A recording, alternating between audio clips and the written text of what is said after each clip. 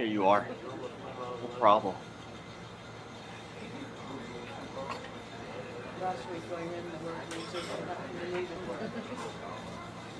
I sucked the nail polish off her toes. First of all, you. Second of all, she's way out of your league, big dog. Why? Because she likes to read and drink healthy smoothies? I just changed up my entire diet, and I just got a book to read myself. Oh, yeah? I really liked the choice of having it kind of like a performance scene mixed in with the spoken word and how it all kind of tied together. I also I liked how it kind of had this message of don't judge a book by its cover. The first barista was saying like, oh, she probably went to private school and had this whole life set up and she's so cushy and like you don't have a chance with her. Just based off the way that she looked, not knowing that she has a whole entire past and history, and it may not look like it from the outside, but she's lived a really difficult life. So I think this film had a lot to it. It had like a musical element, a spoken word element, poetry, but also performance, and it kind of had all of these things that melded together really nicely to tell a really beautiful and also really heartbreaking story. But I really like the way that the filmmakers chose to tell the stories. I'm not sure I've really ever seen anything like this, where we're half in this just pure cinematic storytelling world, and then in this other sort of musical, sort of poetic themed reality, I guess. Is really strongly done. The way it was all put together, I thought was, again, really fascinating, compelling. The cinematography, to speak to that, was really strong. Just the way everything was framed and lit, using the different color, really strong. Yeah, it's just this piece that you can't quite stop looking away from. There's just filled with interesting faces and character, and the film itself has so much character for those reasons I mentioned about, where we're sort of in this spoken word singing world to back to the, I guess, quote unquote real world. Just such creative vision with this piece, I think, is the big sort of selling point. And the way that they unfolded the story was so smart on the filmmaker's part. I really, really enjoyed this from like the moment it opened.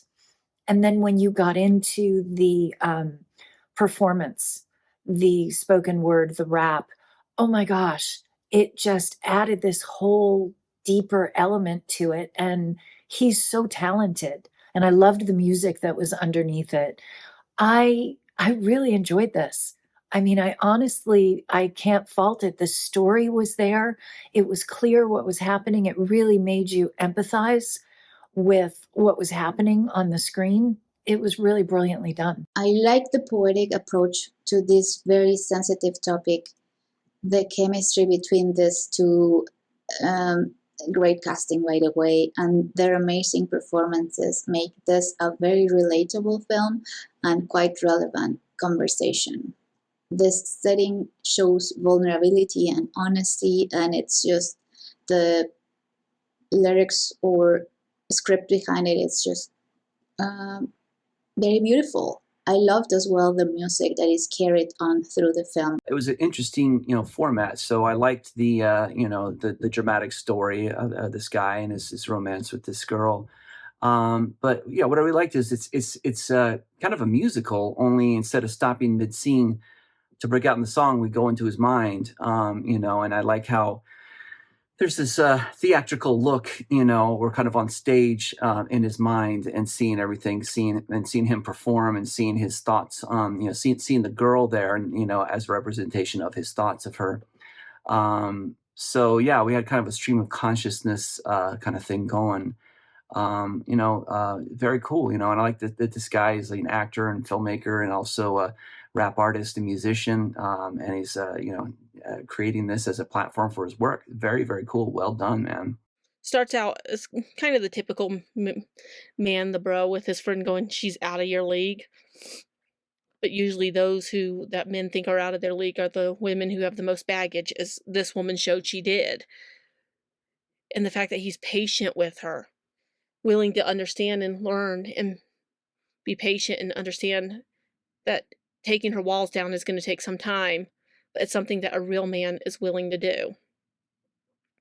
To say, despite the fact that they were talking about foot fetishes, which is definitely ew, other than that, if men talked the way they talked about women in this film, if they said that to our faces, they could probably have any of us. Instead of just talking amongst your friends, because it's not the corny pickup lines and all, but if you tell us how you really feel about us when you see us, you'd have us. And that's what I got from this, is the way they spoke their words, especially the poem. It was swooning. It was a way that definitely would sweep most of us off our feet, because it shows that's what most of us want, is we want a real man who's willing to understand our baggage, listen to us, and understand that they do have to be patient with us, but it might be worth it if you are able to break down the walls. And this guy in this film seemed like he was more than willing to break down her walls, even though he understood it was going to take some time. I liked the spoken word aspect within Reservations. I think it worked really well to show the two characters' perspectives, and I think the rhythm of the spoken word also worked in terms of creating an element of suspense and unexpected that made the ending surprising.